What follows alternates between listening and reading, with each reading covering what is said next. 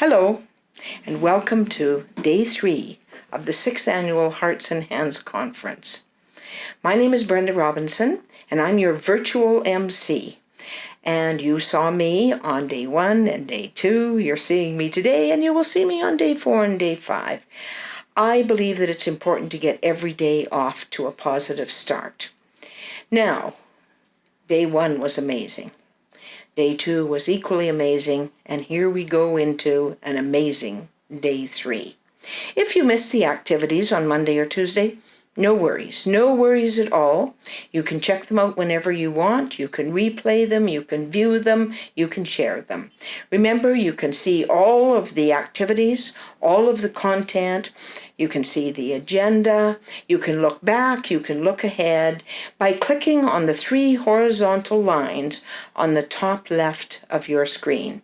Remember, I referred to those as the magic key to the cavern. Turn that key, in you go, and find the things you want and need. And you can earn hearts or points for the activities you participate in, and all of those points get turned into entries for the great prizes at the end of the conference. And the prizes are great. You can check out the prize page and see all of the wonderful things that you could win. Be sure to check out today's education sessions and activities. There are an amazing number of things happening today that you will want to be a part of. Racism in healthcare is a huge issue. If you can, join us for the live session from 10:30 to 11 with Len Pierre. Len Pierre is a sought-after presenter. Len is Coast Salish from the Ketsi First Nation. He will talk about decolonizing healthcare, politics, ideology, and Indigenous perspectives. In this live session, you'll have a chance to ask Len questions. You'll have a chance to review the information, and I know that this is a session that will have something for everyone. Don't worry if you can't make the live session. The presentation will be recorded, and you can view it later or view it again if that's what you wish to do. Now, there are 2 other sessions today. Elizabeth Costin is going to help us make difficult conversations easier. And you know, we can all use that information. Facing a difficult conversation can be very stressful. Please join Elizabeth to understand how we can ease that situation. And Myrna Norman, who has dementia, is going to share with us how we can assist her and the others with dementia to live well. Myrna's session will definitely be worthwhile for so many of us. Now, please be sure to check out our sponsor spotlight featuring the BC Care Providers Association. And don't forget, have some fun with today's scavenger hunt. Connect with others on the Daily Discussion Board, which is sponsored by the careforcaregivers.ca website.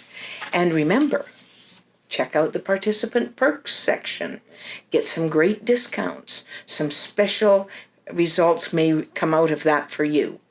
And if you have any questions or issues or concerns, you can email, I'll say it again, info at safecarebc, all one word, .ca.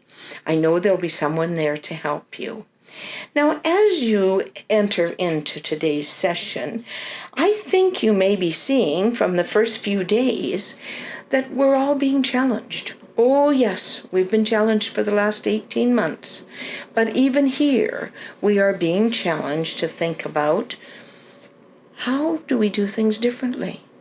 How do we change? How do we be flexible? How do we be responsive? How do we be adaptable enough to work in this field? And you know, sometimes you may have to challenge yourself. And I talked yesterday about asking questions. Maybe sometimes the questions are questions we have to ask ourselves. And those questions may be, maybe we want to ask, is there a better way to do what I'm doing? Is there something I can learn that will help me do this differently? Is there a better and different way to do some of the things that I do? I think when we ask those questions, we give ourselves opportunities to look for better ways to do things. Please don't ever let yourself get set in your ways.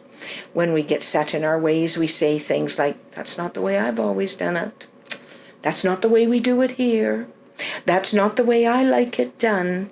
And when we do that, I think sometimes we get stuck.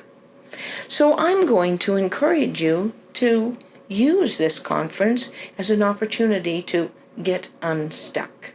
So I'm going to offer you a little challenge, a physical challenge. And sometimes when we're doing things virtually, we think we can't interact, but I think we can. Will you join me wherever you are and just put your hands in the air like this, just as you see me doing on the screen? And then, without really thinking about it, would you put your hands in the folded position? Now, I think most of you did it very readily. I think you did it comfortably. In fact, I think you did it without even thinking about it, because it's something you've always done. But now, I'm going to offer the challenge. Would you take your hands apart and move each finger over one? Change the order. Isn't that interesting? I think you can do it. And I think most of you have done it, but I think some of you might have had to wiggle and squiggle and move things a little bit. And how does it feel when you move all your fingers into a new position? Well, I've had people tell me it feels awkward, feels uncomfortable, maybe not normal. But sometimes things do feel awkward and uncomfortable and not quite normal.